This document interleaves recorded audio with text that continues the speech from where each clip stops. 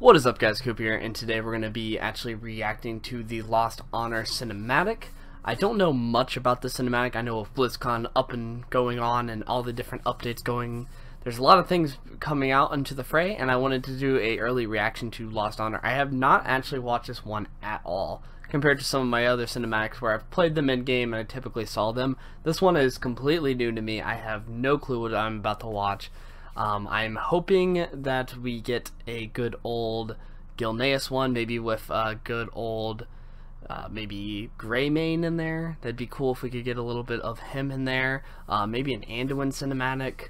But however, it's called Lost Honor, so it looks like this one might be just a Sorrowfang cinematic, which kind of sucks, but I mean, maybe one day we'll get a good old one for our good old favorite pup of the Alliance. But without further ado, let us dive in. Blizzard cinematic. Ooh, Stormwind Harbor. That's a pretty good one. Oh, is this going to be a Greymane cinematic? Yes, please. That's please. The last of the soldiers. We'll be calling up farmers next. Anduin looks so young. I thought we were fighting for peace.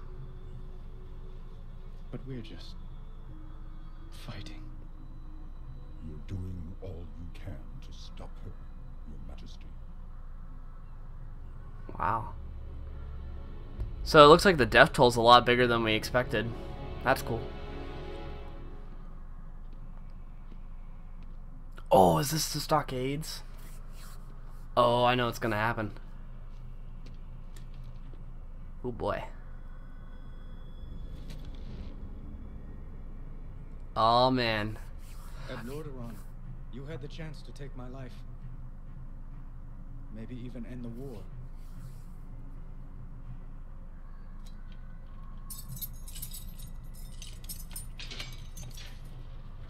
He's actually going in there. Okay.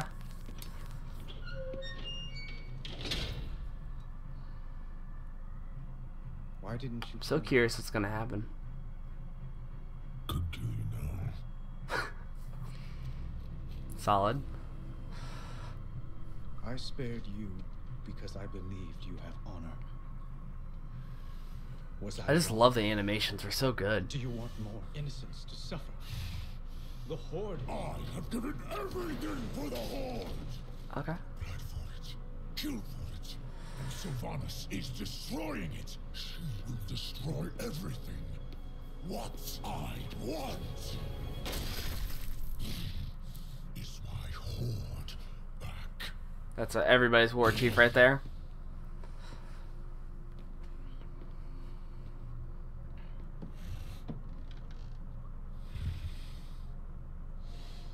Sorrowfang, tell me why you spared my life. Ooh, call back to the other cinematics. You would stop her.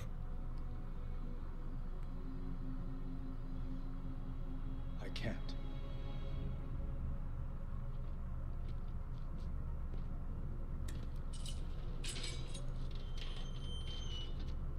Not alone.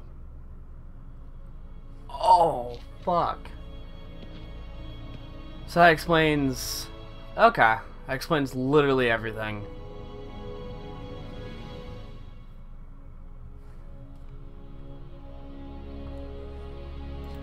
Alright, that was a hell of a cinematic. So, that explains a lot of the things that have been going on. In the PTR, we've been wondering how Sorrowfang actually escapes. We were wondering what exactly was going on there. How did he escape? Did he start a coup? Is he working for Sylvanas secretly? Like, what all is going on? And the cinematic just basically kills any of the Furies that he's still secretly working for Sylvanas. You could see his aggression, his anger. That it was really good cinematic overall. We'll just kind of do like a dive in and just like talk about all the different scenes. I think Stormwind Harbor is really awesome. One of the things that you guys got to keep in mind is obviously this is like the armies and everything, but on the actual like boats, and you can see this in game, there are tons and tons of dead bodies. Like literally, like obviously the war is really kind of wearing them down, and it's getting to the point now where they're kind of you know, running out of space, and they're like, what he says is like, this is the last of the soldiers, because literally everybody has been devoted into this war. Everybody's been going across the area. And one of the things that we don't really see in game is that there's a lot of different assaults going on all over the place.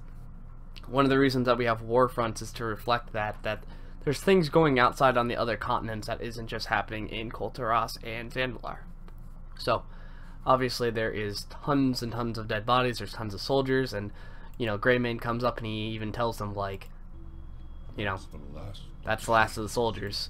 So that was pretty interesting scene there. I'm sad that we didn't get a Greymane cinematic, but it is what it is. I think he's due for some time in the spotlight, maybe next expansion or some expansions afterwards.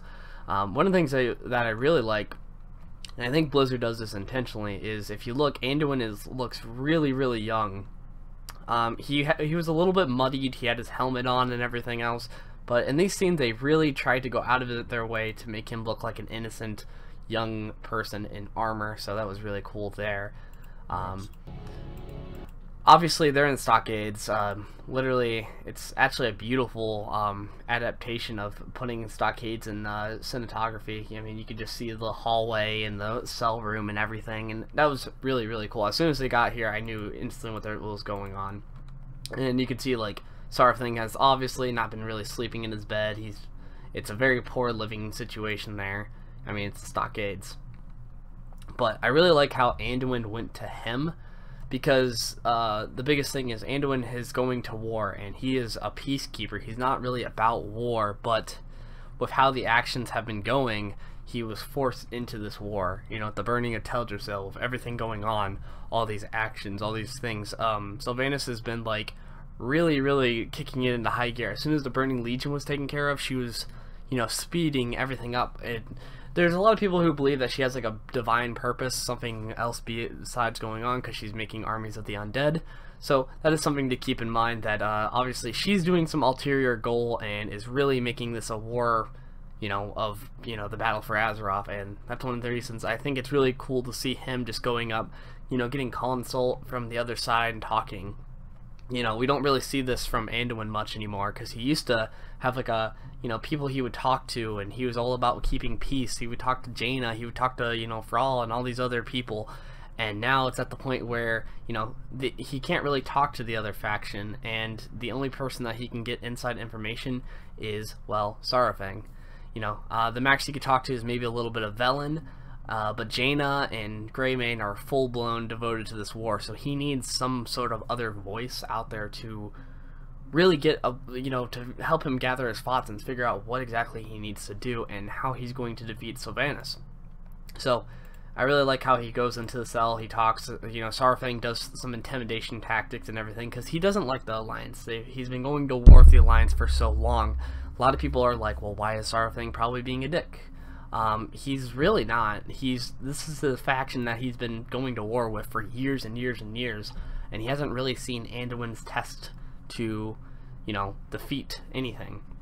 But I really did like how, you know, he obviously is offended by Sylvanas. He's obviously offended, saying that is not his horde, and a lot of other players are starting to see that, and that's why when the new PTR comes out, spoiler, there's a lot of different choices where you could side with Sarafang or Sylvanas. You actually get to choose between the two along the way. And I think that's really interesting there, that you actually get to decide kind of roughly how you want to go about doing it. Now, the thing that you guys got to keep in mind too is, you know, this obviously kills a lot of the theories. A lot of people were having theories that Sarafang was going to side with Sylvanas. I never believed that. I don't know why a lot of people did, but this completely destroys it out the window. I mean, he literally, when he comes up to Anduin, punches, like, through the wall just to, like, you know, say how much he hates her. So maybe it's an act, but I highly doubt that's going to be what the story that they're going for is. But one of the things I do like is he thought that Anduin could defeat her. You know, he can't kill his own war chief because of honor. He can't just kill the person that's in charge just because he doesn't like them.